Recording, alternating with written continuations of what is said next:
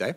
Hope it's a good one. Well, first of all, I want to thank Chairman Rogers for his leadership of the committee. I have no complaints with the process that led us to this point. We had, over 1,000 amendments submitted. We had robust debates over many of them, and we put together what was a pretty fair bipartisan product out of committee. There was one big but, which I'll get to in a minute. But I think the chairman outlined a lot of the strengths of this bill, certainly focusing on getting an audit, getting after waste, fraud, and abuse so we can have a more efficient and effective Pentagon is enormously important. This bill continues to do that. This bill also builds off of last year's acquisition reform, which was the greatest acquisition reform that has ever been done by Congress. What does acquisition reform mean? It basically means innovate faster at scale. Be able to buy equipment that we need in a quicker fashion so that we can get the new and improved equipment that we need in a better and more effective way. And we've certainly built on that. There's strong support for the troops in here, as a number of people have noted. We also, on a number of occasions, note how important it is to maintain partnerships and alliances with NATO, certainly, but partners elsewhere. There were a couple of amendments that were added that I also think really strengthen this bill. One is to restore collective bargaining for Department of Defense employees, and another one was to go back to honoring what the Base Renaming Commission did in terms of renaming bases that had previously been named for white supremacist Southern generals. So there's a lot that's good in it. The one big but is the $1.15 trillion. It's actually more than a trillion.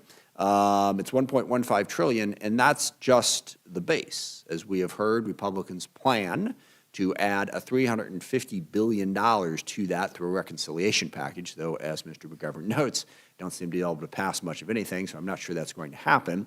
But then you've got also the supplemental, which is asking for $80 billion. You throw all of that together, and what we're talking about is a $1.6 trillion defense budget. That is an over 50% increase in last year's budget. Now, I think the chairman makes a fair point. We face an incredibly complex threat environment. China is rapidly building up their military. Russia is increasingly aggressive, not just in Ukraine, but throughout Europe. We've seen what Iran and terrorist groups like Hamas and Hezbollah are doing in the Middle East. North Korea is still crazy, and they still have a nuclear weapon. There's a lot to deal with out there, but our budget has to fit within some sort of fiscally responsible package.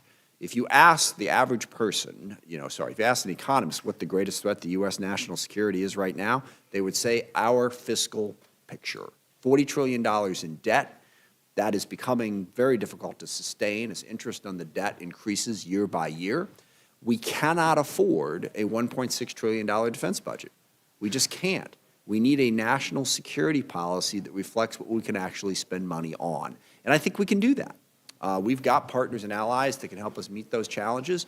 We can also invest in equipment that gives us an asymmetric advantage. We're seeing this on the battlefield, Ukraine being the best example. By the way, this bill also speaks out loudly in support of Ukraine's right to defend itself and in support of their war with Russia, which I think is incredibly important. But Ukraine has developed very cheap technologies that has enabled them to stop in its tracks a vastly larger military. We need to develop that instead of thinking we can just buy absolutely everything as the solution to meeting our national security needs. And it's also deeply ironic that of the three bills you have here, we have our, like I said, $1.6 trillion when you add it all up defense budget, and the Republicans praising all of the tax cuts. And I don't disagree. The chairwoman's right. Pretty much everyone did get a tax cut, all right? But if you're not going to raise the revenue, you can't have a $1.6 trillion defense budget.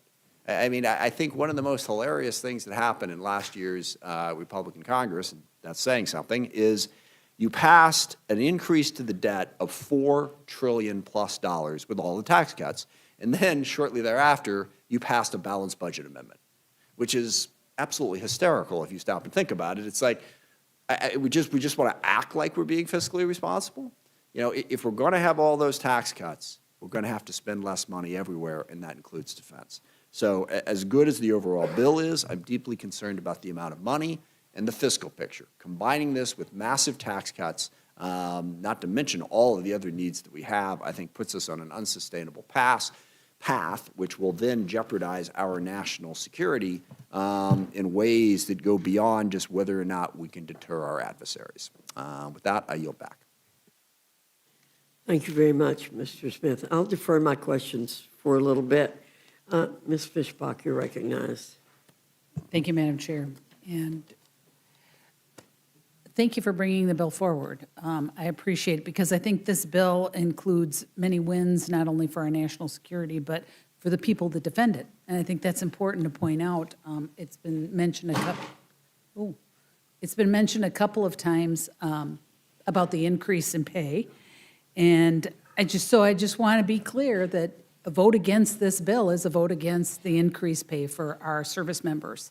And I think, and maybe you just want to expand on that a little bit and explain what's really happening with that. Yeah, in this bill, we support the President's request for 5 to 7% pay increase, 7% for junior enlisted, 6% for senior enlisted personnel, and 5% for senior officers. We also expand bonuses and special pays that we've been using to try to recruit more and keep more of our service members, and we increase their housing allowance and their special needs allowance. We also authorize $1.8 billion for new barracks and family housing and increase housing allowance for high-cost areas, and set deadlines for contractors to resolve housing complaints for service members. So this is a really family-friendly bill. Well, and I'm glad you mentioned the housing. There's $25 billion for military construction and family housing. And I know you've probably been on more tours than I have when you take a look at the housing conditions and what's going on.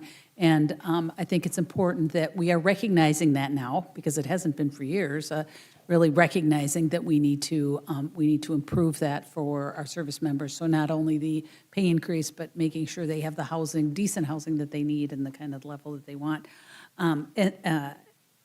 And I know that this bill also strengthens medical care for our troops, and it requires the DoD to focus on skills when hiring, rather than just education levels on a resume, and it's increasing access to jobs and supplemental education, and it's doing so much. It also includes helping advance small business participation within the defense industrial base, and so there's so much good going on in this bill that it's sad to see that people are opposing it, because it's really about making sure that we're doing the right things for not only our servicemen, but for the Defense Department in general, making sure we're advancing things.